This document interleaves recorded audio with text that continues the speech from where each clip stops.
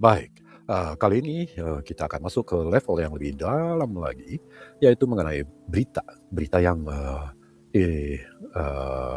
disiarkan di Jepang pada tanggal 20 Maret 2026. Berita ini bukan tentang sekedar investasi, tetapi ini tentang AI, kekuasaan, dan taruhan terbesar Jepang dalam sejarah modern. Ya, dulu Jepang termasuk top ekonomi dunia yang nomor 2, kemudian mengalami economic bubble pada akhir tahun 1980-an sampai awal 1990-an. Apa sebenarnya yang sedang terjadi? Apa yang dilakukan Jepang? Setelah sekian banyak sekali para pengamat mengatakan bahwa Jepang sudah tertinggal.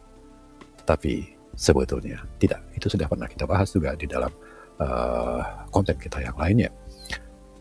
Oke. Di masa depan itu sebetulnya apa yang terbayang di dalam pikiran kita? Tentu saja tentang AI.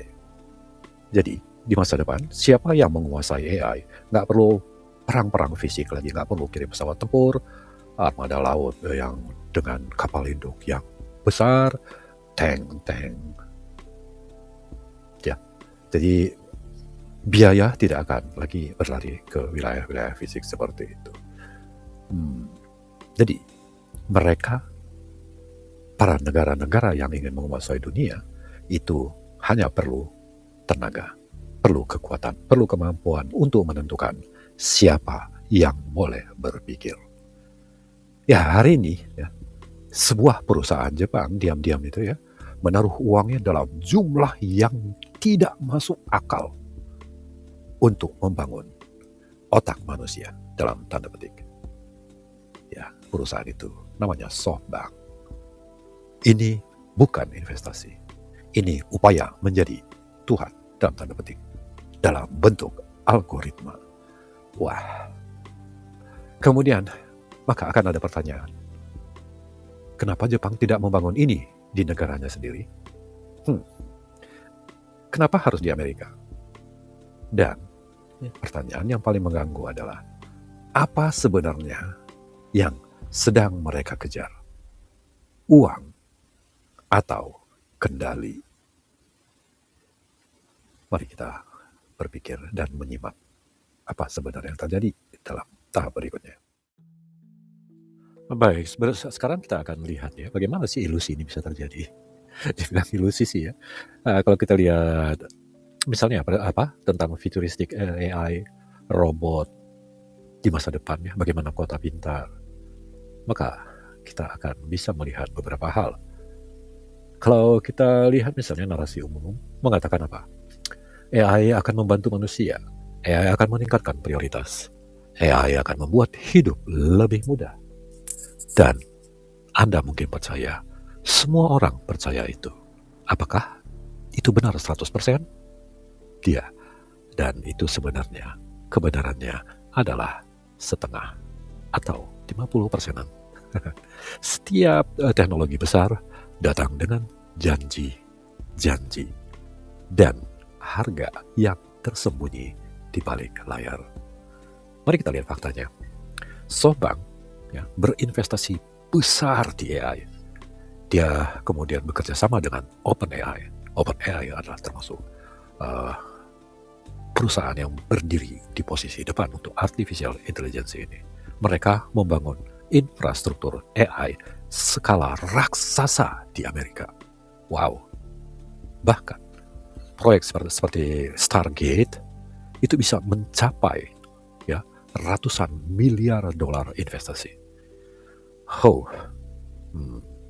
Nah, kalau pada abad ke-20 itu ya, listrik adalah bahan bakar.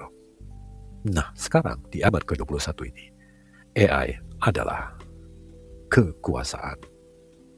Wah, ini jadi ada perubahan dari listrik kemudian berubah menjadi data, dan data ini akan berubah menjadi wajah manusia di masa depan. Wah, bagaimana tuh data berubah jadi wajah manusia di masa depan? Nah, sebetulnya ada apa sih? Apa sih yang salah? Kesalahan umum pada untuk satu hal yang besar adalah mereka, kita, mungkin kamu juga, ya, berpikir bahwa AI hanyalah software saja. Kita berpikir bahwa AI adalah software. Padahal kalau disimak lebih dalam, AI adalah infrastruktur juga. AI mungkin malah justru kita bisa sebut sebagai sebuah infrastruktur. Nah, kemudian apa arti di balik itu? Yang menguasai server akan menguasai masa depan. Karena semua akan diatur oleh AI ini. Kita jadi ingin tahu lagi. Kita simak lagi yang berikut ini. Baik, kita buka sekarang kenyataan. Bagaimana kenyataannya? Kenapa Jepang berinvestasi gila-gilaan di Amerika? Jawaban resminya adalah, itu adalah inovasi, itu adalah kolaborasi, itu adalah masa depan teknologi. Tetapi jawaban di balik itu, jawaban sebenarnya adalah apa? Takut ketinggalan, takut tertinggal. Ya, coba kita lihat fakta brutal nih. Kita masuk ke sana. OpenAI mengumpulkan dana itu sampai mencapai 17 triliun yen dari investor besar. Termasuk di dalamnya adalah SoftBank. Dalam perlombaan AI, yang kalah itu bukan yang terlambat, tapi yang menghilang. Ya, cobalah ya. Manusia versus AI. Manusianya mungkin akan semakin blur, menghilang. Masalahnya, AI itu bukan seperti industri lama ya, seperti industri yang lalu-lalu. Kalau Jepang kalah misalnya sekarang di mobil, di mana sampai beberapa abad Jepang itu menjadi sebuah negara yang unggul di dalam sektor mobil. Ya. Sekarang itu masih bisa lagi jual barang yang lain. Nah, kalau Jepang misalnya kalah di AI, apa yang akan terjadi? Mereka kehilangan posisi dalam peradaban yang baru. AI udah bukan sekedar industri lagi. AI adalah fondasi peradaban berikutnya. AI itu sudah sangat bercampur di dalam kehidupan manusia nantinya, akan membentuk sebuah peradaban baru. Nah, dan ya, disinilah keputusan ekstrim itu muncul. Jepang yang tadinya menunggu, ya, sekarang mereka mulai, dan tidak dengan cara pelan-pelan. Mereka langsung masuk all in. Nah, ini udah bukan sekedar strategi lagi, tetapi ini sudah menjadi sebuah pertaruhan.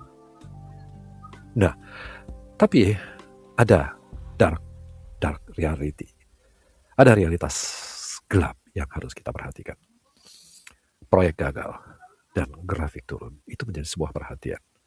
Bahkan proyek AI raksasa itu bisa goyah.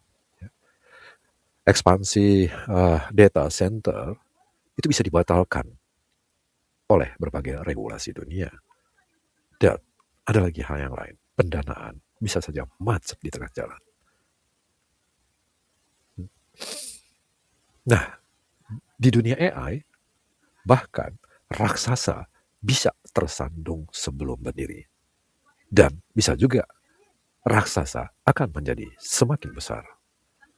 Bagaimana? Apakah yang bukan raksasa punya kesempatan untuk masuk di dalamnya?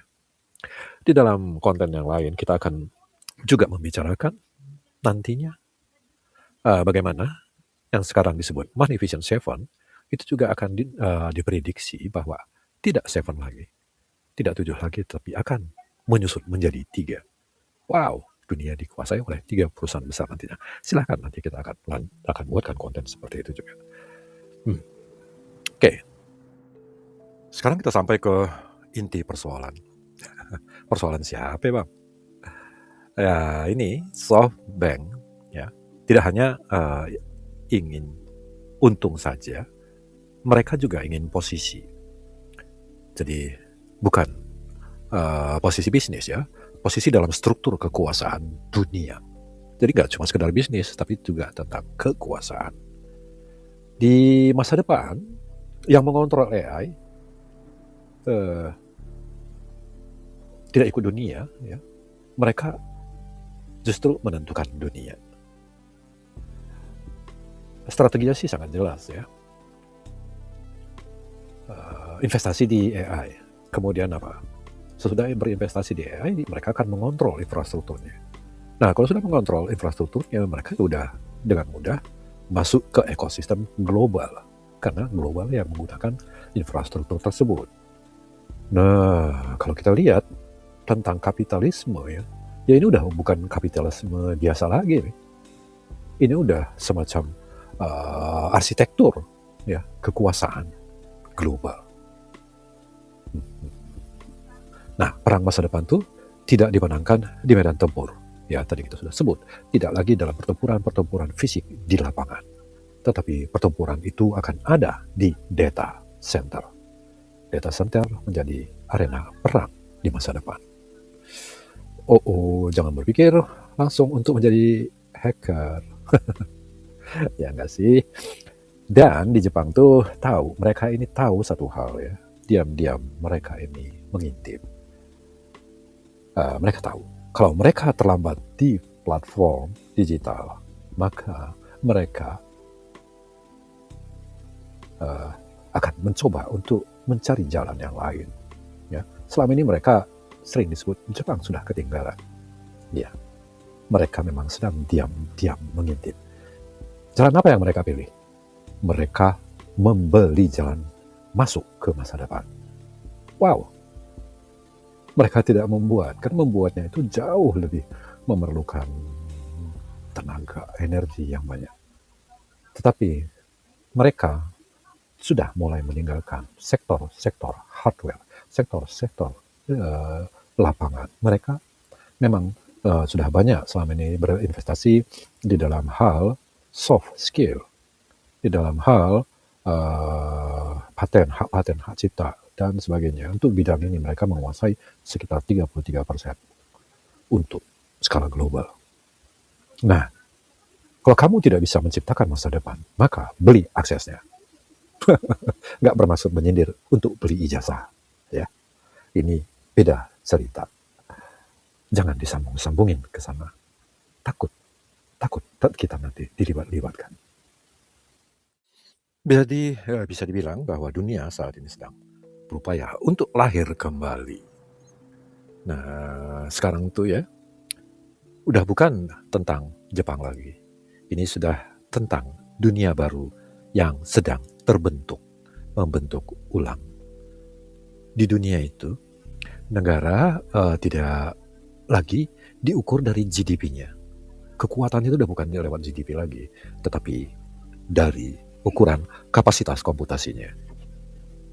Nah, di masa depan, CPU itu udah lebih penting daripada minyak. Nah, data udah lebih penting dari minyak. Dan kita nih, tidak akan ditanya lagi, kamu kerjanya di mana?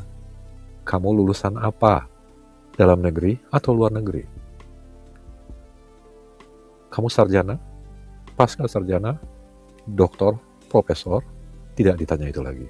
Tapi, kamu punya akses ke AI atau tidak? Punya pengetahuan tentang AI atau tidak? Mengenal AI atau tidak? Atau cuman sebagai pengguna yang menerima saja mendapatkan hasil-hasil AI dari karya orang lain. Di dunia AI, yang tidak punya akses bukan yang miskin, ya, tapi yang tidak relevan. Tidak relevan. Oke, sekarang kita masuk ke pertanyaan terakhir. Apakah Jepang sedang menjadi pemimpin? Atau hanya investor yang berharap tidak tertinggal? Ini bukan soal Jepang mengejar masa depan. Ini soal siapa yang akan mengendalikan masa depan. Bukan soal siapa, tapi soal mengendalikan. Dan siapa kemudian yang hanya hidup di dalamnya, hanya sebagai peserta saja. kita masuk di mana? Mari kita merenung. Sambil jangan lupa untuk like, subscribe, dan komen. Terima kasih.